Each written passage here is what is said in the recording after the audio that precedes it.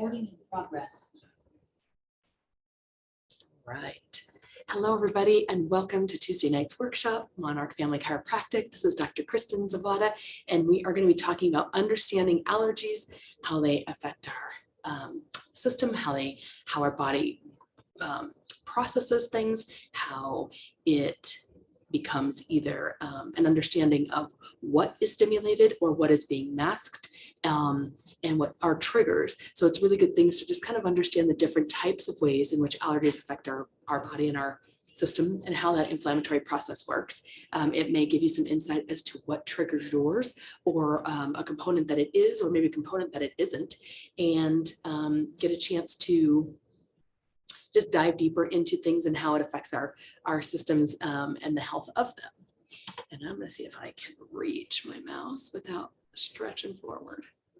Give me a second, everybody.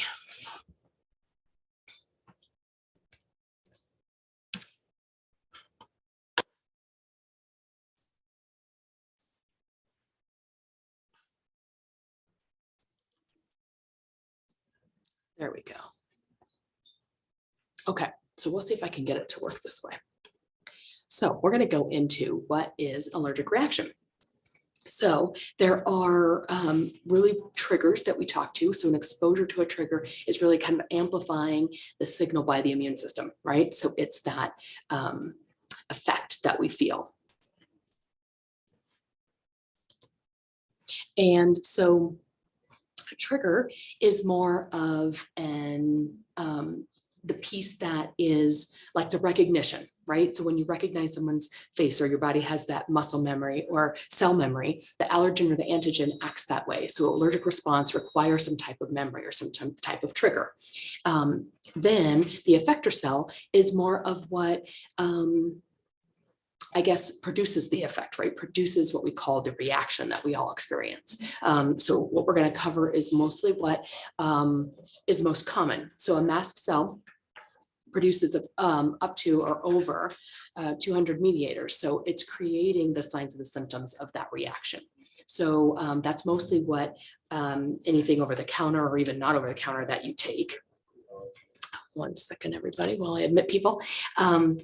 Is what a drug treatment or kind of the allergy it suppresses that synthesis or that blocking activity of these mediators, right, of these mast cells.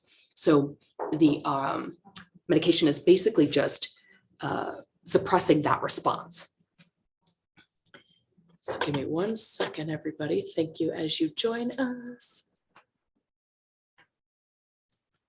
And I think everybody's muted. Beautiful. So those are more of what the reaction is. Now let's talk about what those most common mast cell mediators are. So most everybody knows this very common one, which is a histamine, right? You have a histamine reaction. So that is the symptoms of like an acute allergy, or the sneezing hives are really classic symptoms of that. You may have heat or redness that comes with that, but a lot of that swelling or inflammation and sneezing is a histamine response.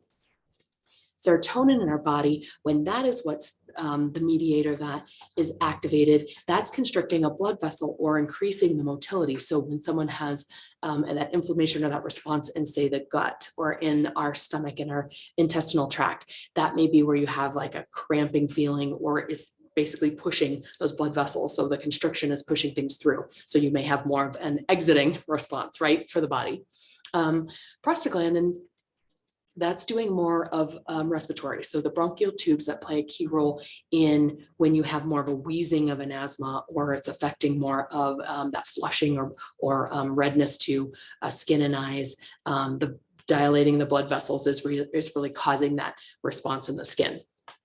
And then the last one we're going to talk about is the leukotrienes. So they increase a secretion that make the bronchial tubes constrict. So that's a sort of a different response. The constriction is more of somebody who has the uncomfortable feeling with asthma or that hay fever, the breathing restriction. So very common symptoms that are associated with allergies. And some of these, for those of you that suffer through that, is no surprise. But there are some other ones that really can play a role that don't really always get addressed or talked about with allergies. We don't tend to think of them as some of the underlying culprits. So weight gain being, I think, one of those for people. A lot of, fatigue is pretty common with allergies, or when you have a food allergy, that tends to be a cause. Same thing with brain fog. That really has to do with more foods more often, and exposure to molds. So with fatigue and that brain fog, a lot of people with food, it's the wheat, corn, milk, dairy, sometimes even chocolate, those different things. Again, like a milk chocolate, because that's very sugary and more dairy than it actually is chocolate. So that's why those kind of components can be triggers to inflammation. And an allergy, which again, an inflammation response. So depression is another one. We see this more with kids. And the opposite effect of that, anxiety. I think joint pain, headache stuff, again, more related to dairy and triggering things in joints. So arthritis for joint pain can come more from dairy response. I know we have a bunch of patients that I can think of that experience that effect of their allergic response or into that arthritis piece. And it definitely triggers more when they do more dairy or sugar. Bloating, constipation, diarrhea, I think all of that can be not always associated with an allergy, but again, it depends on, again, which one of those mast cells are we triggering, if you will, in the body to create that symptomatology in either the gut system or the bronchial system, or all that lower digestive tract. Stomach aches and things with food allergies linked to inflammation, leading to pain. A lot of times people don't associate, again, a stomach ache with an allergy, but it can be. And I think insomnia with my patients comes more from they can't get comfortable or they can't breathe well in certain positions. And so that the sleep is really affected by that bronchial piece of it. So why are we so allergic? And this gets into how everything is really changing in our world. So, a couple decades to 50 years ago, it was a very low number compared to what it is now. So 1 in 30 people suffered with allergies, and now 1 in 3 in today's world. So again, an estimated more 1 billion people worldwide suffering from something in the last half century. And again, what has changed? So we talk about the environmental impacts, things indoors and things inside of our own body. And that's where we get into the piece that we address in here, and the piece that you guys are working on when you're taking care of your own nervous systems, immune systems, and again, that respiratory, digestive, and cardiac system when you're getting adjusted. So before we get to that, more of the outdoor stress component, which I think is no surprise to people, would really be, air pollution. Things that have changed drastically over the last, 20, 30, 40, 50 years is that the statistic there that, there were 74 million cars on the road in the 60s, and now we're talking about 1 billion. And that was, a 10-year-old, that's a 10-year-old, 12-year-old stat right now. So, we know how much that's changing our global environment by the amount of exhaust we're putting out with how many cars are being driven across the world. Diesel exhaust, ozone, I think all those kinds of things are pieces that we hear a lot about certain times of the year, certainly times with in the political realm of people that are really lobbying for, doing more things that are green. A lot of car companies going away from motors and going and gas and going into and diesel and going into electric cars. So I think all good things that are going to help our world decrease the amount of CO2 that's happening. So greenhouse gases, things like that. And, primarily things that are coal burning, and our vehicles are really warming the earth and, producing that effect that is changing a huge environmental stress that we're all experiencing. And really, no matter where you live, a city, of course, would be worse. Indoor stress. So things that, again, I think are not surprising to many people as far as like whether you're a smoker yourself or it's secondhand, third-hand smoke that you're breathing in. That's an obvious one that affects our respiratory system and all of our systems there that create additional stress. But even thinking about the composition of things. So things that are in things. So, formaldehyde is in all of that list of things that you see on the screen right there. So not just in things of like paint and wallpaper that we're aware of, but even some of our printers and copiers and computers and, possibly fabrics or the wood in our floors in our homes. So things that create, a toxic environment, maybe some of that indoor stress. And again, when some people experience things that it's not necessarily in bloom season, but when we're in dormant season, because we're in our houses more, we're staying more inside versus outside fresh air. And so that toxic load builds up being inside. So it's talking about every 2.6 seconds, there's a new chemical substance that's made or isolated.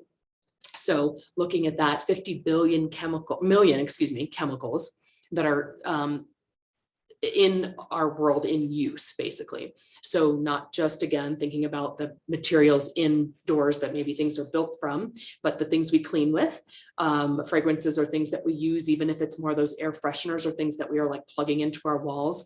That's why we really promote doing so much with essential oils or things with the like Norwex cloths, things that you don't have to add chemicals or any chemistry to your environment in order to literally clean and detoxify or to, antiviral, bacterial, your home and your surfaces.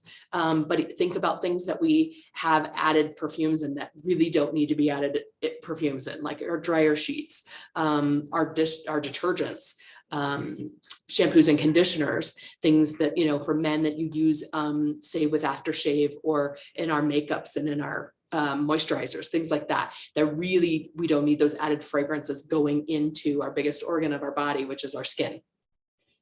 And so fragrances are made up of from 3,000 different chemicals. And so we don't really know the level of toxicity to all of those, but a piece to, do things as unscented and natural as possible in a lot of those ways that we can control. Pieces of our environment that we can't, but those are ways that we can. And we talk about diffusing and things like that, where you can try to rid of some of those internal toxins that are in our environments, in our homes. So we want to tap into talking about our nervous system, right? And talking about how subluxations play a huge role in how our nervous system can control and coordinate, right, all the organs and structures of our body. And so we just did a snapshot of a picture that hopefully looks really familiar to all of you, as it's posted all around the office and within what we talk about in your first few visits in the office, and how it's and every re-exam that you do, that's how your body's being affected, is really that upper third of your nervous system, which is your brain, including all of that head and neck region, and upper thoracic region, upper chest region, is those segments that you see in the picture there. So you see how much really relates to those systems that we talk about were affected with those mast cells, or that are triggering, right? So immune system and digestive system, the eyes, ears, nose, throat, right? So ENT system, everything in that sinus area, if you will, when you think of a traditional allergy, are coming from that upper part of the neck and that attachment to the brainstem. So the most important that we keep stress and subluxation out of that area, because as you see, the cause it has on that part of the nervous system, I don't know if I can point to it with my pointer here, but all through this red and purple area is affecting digestive, immune, again, the ENT, right? The eyes, nose, ears, sinuses. And then as the effect system here in that far right column, you see that that's what usually brings people in, that symptomatology of allergies, congestion, and immune deficiency, right? So if our immune system is overtaxed, that inflammatory system is just that much more easy to trigger, like we talked about in the beginning. It then could fall into where you saw some of the symptoms were depression or anxiety. So that can go either direction when you're dealing with that upper part of the nervous system in a subluxated state, right? It doesn't necessarily do one or the other. It can drop into same thing, low energy and fatigue, inflammation, which is the root cause of almost all conditions and processes that we experience in that way, all trigger into how that affects the nervous system and vice versa, how hard the nervous system and the immune system is working to do its job for you. So inflammation is really a root cause of all of these kinds of conditions that we experience.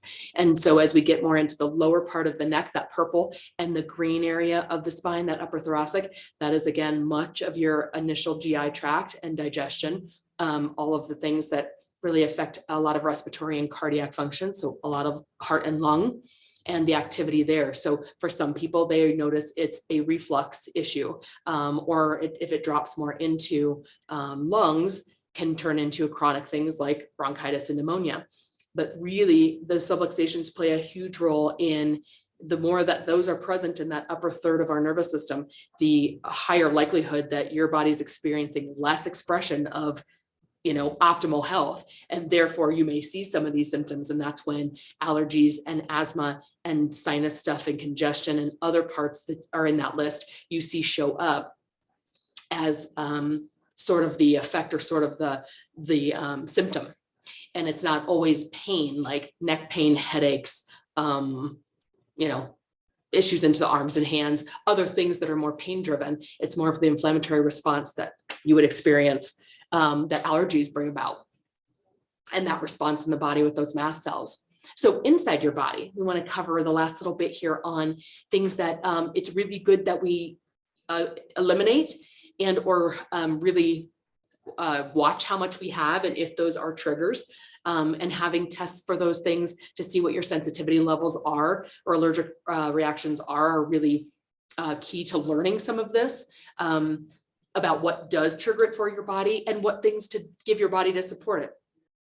So it's great if we find out what our deficiencies are, because then we can target those easier and at the right amounts. But some of them may be the key ones that are highlighted there: vitamin D, magnesium, vitamin C, and those essential fatty acids. So those omega-3s. Diets that are really high with major allergens, which creates a poor detoxification process, is probably of no surprise to a lot of people. If you've experienced that, you've learned that these are very big triggers. Things like milk, wheat, corn, soy, so that dairy and things like yeast. The sugars are huge because that all breaks down into a lot of those carbohydrates. So things like alcohol or certain, very processed things all fall in that category, because a lot of that has a lot of sugar or additives that create inflammation in the system. Mushrooms is one that I learned, early in my college career, just based on personal experience with family, and that was a trigger for a lot of them. But learning what a nightshade vegetable is and fruit, and certain fruits that have certain levels of sugar, is good to know, because sometimes those are not the obvious ones for a lot of people. I think it's pretty common knowledge that, fast foods, because there's so much process in there and so much hidden sugar, as well as anything non-organic, because of how much pesticides and chemicals we spray on our foods to try to minimize bugs and them making it, to grocery store shelves for longer life. So as much organic as you can consume, the better. And definitely using things to wash off pesticides and things that are sprayed on our fruits and vegetables is key. This is astounding, and I didn't know this fact was this high, or this statistic was this high, but drug use as far as antibiotics and medications, 80% of that antibiotic use in our country is fed to our farm animals. So everything that we eat, if it is injected and given antibiotics, as far as our animal products and our meats, we are getting all of that into our systems as well. So that's when some of these allergen responses come on, as people have had years and years and decades of antibiotics from their meats ingested. Our body starts to build that up and store that. And then that response is even easier to trigger and higher, and not necessarily thought of that, oh, I'm going to eat meat or fish and have an allergic, reaction. So leading to allergies, like we just talked about, exposure to different environmental toxins, usually very, heavy metals in that, mold and pollen, depletion of the beneficial microbes. So when the gut is not in good balance, the body experiences more inflammation, and it's harder for us to process things. And that way you lead to some of those mast cells being activated and having more of that gut response. So again, nutritional deficiencies, it'd be really good to know if there's something you're deficient in, and having some testing done to find that out, or some lab work can be very helpful in targeting some of where we can support that health, and increasing our digestion and repairing what's been damaged in our gut is really huge, because again, most of the time, and in many other lectures, you've heard us talk about how, 60-70% of our immune system is in our gut and in our digestive tract. So we really need to support that digestive tract for good processing, but just a healthy immune system as well. And again, extreme stress can take us into inflammation, right? It doesn't have to be just physical. It can be from a psychological perspective too. When that ups that level, then the body is producing different chemistry in the system to tolerate stress. And that, again, taxes the immune system and creates inflammatory responses. So we want to end with what we call our vital needs, and categorizing that so that we really are approaching it in the proper order, and really what's most important in our system functioning. And I know the pyramid gets used and has been used for many, many decades from nutrition. And we are going to use it to really target how we talk about what is really the most primary top of the pyramid, as far as importance and a vital need for life. So yes, nourishment is important. The body needs good nourishment to, it needs good fuel, good things put in to get energy and out. And it's not the most primary thing. A body can go many, many days to weeks. And we know, studying monks and people who test their systems in a way that they go many, days to weeks without eating much. We know that yes, the body needs good nourishment long-term, but it can go a good period of time without. And even though we're talking about all the good things we should eat and drink, and then the things we should avoid, in many case scenario, a lot of people aren't eating organic all the time, or can't afford to, or there are more processed foods with things that are shelved with longer shelf life that are cheaper to buy, that, nourishment is important. And yet it's not, it doesn't have to be, always eating from that organic part of the perimeter of the grocery store. So our nourishment may lack, even though we're still getting it, it may not be great. Same thing, water, super essential. You can only go a few days without water. And if that, and yet the chemicals and things that are still in our drinking water, especially in certain city areas and different areas, isn't necessarily fantastic. If we don't use certain filtration or additives into water that get filtered out. So it's a vital need, and yet we can live without it being the most pure most of our lives. And oxygen, obviously, we only know we can go only a few minutes before we start damaging the brain and not being able to live and function without oxygen. And again, we can breathe in a lot of poor air over our lifetime. And yet it still is obviously a higher vital need to survival than the other two. And really what is above all of those things is nerve flow. If we don't have proper nerve flow from our life force, right? Our brain flowing through our body, through the spinal cord and into that as that nervous system, then no matter how much oxygen, water, or nourishment we give the body, it does not function well. So I always like to say the difference between a live person and a corpse, someone who has passed. In the physical form, there's really no difference. I mean, it's two parts and pieces are all the same. And the difference is that innate force, that life force, is still on and flowing from the brain through the rest of the body. And the more optimal that is, the more optimal we function. And again, we can have less quality of those other three, but we cannot have really less nerve flow or no nerve flow. Otherwise, all those other things do not matter, do not even play a part in the big scheme of things. So nerve flow and the body being able to utilize and function at its highest capacity and at most optimal level is really key to then all the other systems getting what they need and processing what they get and what they need better. And so we'd like to show that pyramid in this way, because the things you guys are doing in here and the things you are doing by taking care of your health and your self-care at home is all part of that, supporting that higher part of the pyramid. And then hoping that through education, we're correcting and we're supporting better processes for those other lower pieces of the triangle, if you will, those other needs that our body and our brains and our systems require.